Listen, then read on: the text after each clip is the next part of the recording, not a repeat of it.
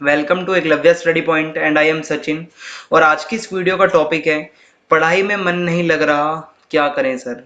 देखो भाई, ये बहुत सारे बच्चों का मेरे पास मैसेज आया है, बहुत सारे कमेंट्स आए हैं कि एग्ज़ाम पोस्टपोन पे पोस्टपोन होते जा रहे हैं, पढ़ाई में मन नहीं लग रहा है सर, क्या करें, क्या हो सकता है, मतलब ऐसे टाइम में लॉकडाउन लगा हुआ है। तो आइए देखते हैं, आपको मैं कुछ सॉल्यूशन बताना चाहता हूँ इसका। अगर आप वीडियो को एंड तक देखोगे तो मैं उम्मीद करता हूँ जो बातें मैं आपको बताने वाला हूँ वो ज़रूर आपके लिए काम की होंगी, और अगर आप उसको अपनाते हो तो आपकी ये प्रॉब्लम सॉल्व हो जाएगी। सबसे पहली चीज़ मैं आपको बताना चाहूँगा, जब आप मॉर्निंग में उठते हो, चाहे आप 6 बजे उठो, 7 बजे उठो, 8 बजे उठो, चाहे 9 बजे उठो, वट एवर टाइम, ठीक है, कोई भी टाइम हो आपके उठने का, आपको उठते ही, आप में से 90% ऐसे स्टूडेंट्स होंगे, और उनमें से मैं भी ऐसा ही एक इंसान हुआ करता था, जो सुबह उठते ही अपने हाथ में पहले मोबाइल लेते हैं। ठीक है, ये बिल्कुल आप सभी को पता होगा, ये आपकी सच्चाई है कि सुबह उठते ही हमारी एक ये हैबिट बन चुकी है कि मोबाइल को ना देखें तो हमारा दिन शुरू नहीं होता। आपको पता है शुरू शुरू में अगर आप उठते ही मोबाइल देखते हो तो इसका आपकी मेंटल हेल्थ पे कितना ज़्यादा बुरा असर पड़ सकता है। इसके बहुत सारे मैं आपको एग्जाम्पल बता सकता हूँ।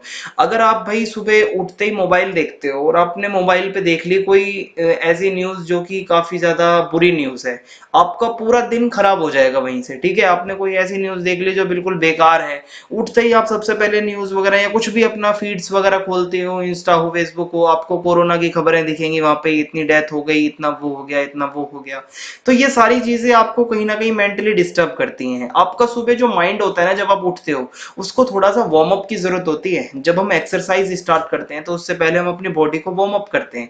हम सुबह उठते ही अपने माइंड को मोबाइल की स्क्रीन पे घुसा देते हैं, और धीरे धीरे ये चीज जो है, ये आदत आपके दिमाग को कमजोर करेगी। आपको सुबह उठते ही क्या करना चाहिए, सबसे पहले तो मैं आपको ये बताऊंगा। देखो, सुबह जब आप उठते हो, जो भी आपका टाइम हो उठने का, मैं उठ जाता हूँ, मैं 5 बजे। आप अगर 6 बजे उठो, 7 उठो, 8, 9, जब भी उठो, आपको सबसे पहला काम क्या करना है, look and focus at three things. आपके आसपास आपको कोई भी तीन चीजें देखनी है, उस पर फोकस करो, किसी से कोई बात नहीं करनी। उठते ही सबसे पहला काम करो, तीन चीजों पे ध्यान दो, जहां तक आपकी दूर दूर तक नजर जाती है। आपको अपनी दीवार पे घड़ी दिखती है, आप उसको फोकस करो। थोड़ी देर बाद अपने एलसीडी टीवी को फोकस करो। थोड़ी देर बाद किसी और थर्ड ऑब्जेक्ट को फोकस करो। ये तीन चीजें आप कर लो। जब ये आपकी हो जाए, ज्यादा से ज्यादा आपको 1 मिनट लगेगा ये करने में। उसके बाद आपको तीन साउंड सुनने हैं। ठीक है, आपको शांत दिमाग से सुनना है। भाई, आपकी खिड़की से क्या आवाजें आ रही हैं, क्या बाहर चिड़िया बैठी हुई है, ठीक है, क्या बाहर कुछ हवा चलने की आवाज आ रही है, क्या कुछ गाड़ियां चल रही हैं बाहर। ये तीन साउंड आप सुनो, इससे आपका माइंड जो है वो एक तरीके से वार्म अप होता है कि आप हाँ कुछ चीज फोकस कर रहे हो। ठीक है, तो इससे जो आप अगर अब अपने दिन की शुरुआत करते हो तो कहीं ना कहीं आपका माइंड रिलैक्स रहता है, आपका माइंड वार्म अप के साथ अपने दिन की शुरुआत करता है। बल्कि अगर आप इस तरीके से अपने माइंड की अगर आप स्टार्टअप करते हो सुबह सुबह, तो भाई ये कहीं ना कहीं आपको नुकसान देगा। और यही सबसे बड़ा एक तो कारण है कि आपका मन नहीं लगता। ठीक है, सुबह उठते ही आप मोबाइल उठाते हो, तो मतलब मोबाइल में घुसे रह जाते हो, पता नहीं चलता कम टाइम, मतलब आपका धीरे धीरे धीरे धीरे कब टाइम आपका गुजरता जाता है। ठीक है, तो ये चीजें बिल्कुल बदल दो जो मैंने आपको बताई। उसके बाद आप जब उठते हो, जब वो तीन चीजें आपने कर ली, ठीक है, देखने और सुनने वाली, आपको क्या करना है, थोड़ा सा पानी गुनगुना करना है। ठीक है, बिल्कुल फ्रिज का पानी नहीं उठाना है, गैस पे थोड़ा सा पानी को गुनगुना कर लीजिए। गुनगुना करने के बाद आपको डेली आप एक रूटीन में अपनी आदत बना लो कि 1 कप आपको जो है गुनगुना पानी पीना ही पीना है उठते ही। ठीक है, 1 गिलास। ये आपकी बॉडी को डिटॉक्स करेगा, और कहीं ना कहीं आपकी बॉडी को एक फ्रेश शुरुआत देता है जो ये गुनगुना पानी होता है। सुबह अगर आप करके देखना, आपको खुद ही बहुत बढ़िया फ्रेश फील होगा। अगर आपकी वो लाइफ स्टाइल वैसी होगी आलसियों वाली, 9-10 बजे उठने वाली, मुंह धोया नहीं और मोबाइल में घुसे पड़े हैं, तो आप कभी जिंदगी में अपने आप को सुधार नहीं पाओगे। कोशिश आपको ही करनी है, मैं सिर्फ आपको रास्ता बता रहा हूँ जो मैंने अपने आप पे अप्लाई किया है। ठीक है, जब आप उठो, अगर पॉसिबल है, अगर आप में आलस इतना नहीं है, तो इसमें भाई थोड़ा सा नींबू निचोड़ दो, आधा नींबू निचोड़ दो अपने पानी के गिलास के अंदर। आपका जो शरीर है थोड़ा अच्छी तरीके से डिटॉक्स होगा। अगर डेली एक पीते हो तो कहीं ना कहीं आपको बहुत ज्यादा फायदा मिलने वाला है। ठीक है, ये जब आप काम कर लेते हो, आप फ्रेश वगैरह हो लेते हो, फिर आपको क्या करना है, थोड़ा सा मेडिटेशन करो। ठीक है, ये जो लॉकडाउन का टाइम है ना, इसमें हमारी मेंटल हेल्थ बहुत ज्यादा अफेक्ट हुई है। आपको थोड़ा मेडिटेशन करना है। मेडिटेशन के लिए आप बेसिकली आप थोड़ा सा आप योगा कर लो, थोड़ा आंखें बंद करके, ठीक है, थोड़ा ध्यान लगाओ कहीं पे।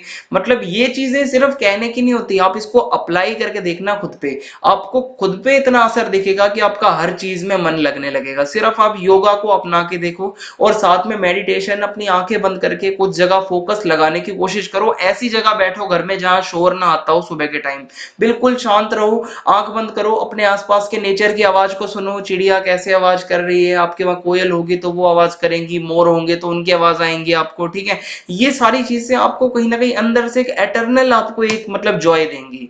आप इसके साथ साथ एक चीज और कर लो, हेडफोन या लीड हो आपके पास में, कान में लगाओ और उसमें आप यूट्यूब पे सर्च मारो कि रिलैक्स सॉन्ग्स, ठीक है, या रिलैक्स साउंड, या फिर आप कह सकते हो स्ट्रेस मतलब रिलीविंग साउंड्स, कुछ इस तरीके से सर्च मारना, या मेडिटेशन साउंड्स, आप उसको लगाना। फिर आपको नेचर के साउंड यूट्यूब पे मिल जाएंगे। अगर आपका घर कहीं ऐसे एरिया में है भाई जहां चिड़िया और कोयल और मोर नहीं है, तो आप उसको ला सकते हो लीड के द्वारा। ठीक है, लीड लगाओ कान में और आपको ये जो साउंड है, कम से कम आप 5-10 मिनट इसको सुना करिए। आपका दिमाग इतना ज्यादा शांत रहेगा, आपको अच्छा फील होगा। आपके दिन की शुरुआत डेली इस तरीके से करने लगोगे तो आप दोबारा मेरे को आके ये नहीं कहोगे कि सर मन नहीं लगता पढ़ाई में।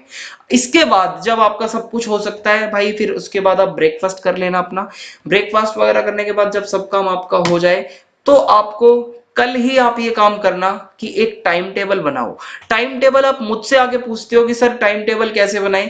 भाई मैं आपका टाइम टेबल कैसे बना सकता हूं, आपको दिन में क्या काम होता है, कब काम होता है, कब आपकी मम्मी आपको कहीं भेज दे या कब आपको जाना पड़े, मैं इसको डिसाइड नहीं कर सकता। आपको अपना एक टाइम टेबल खुद बनाना है। अब आप इतने रिस्पॉन्सिबल हो कि आप 12th क्लास में हो, आपको टाइम टेबल अपना बनाना आना चाहिए। ठीक है, टाइम टेबल के लिए आप इस तरीके से इस फॉर्मेट को यूज करो। ठीक है, ये टाइम टेबल का फॉर्मेट यूज करो, इसमें हफ्ते के दिन लिख दो और इसमें अपना साइड में टाइम लिख दो।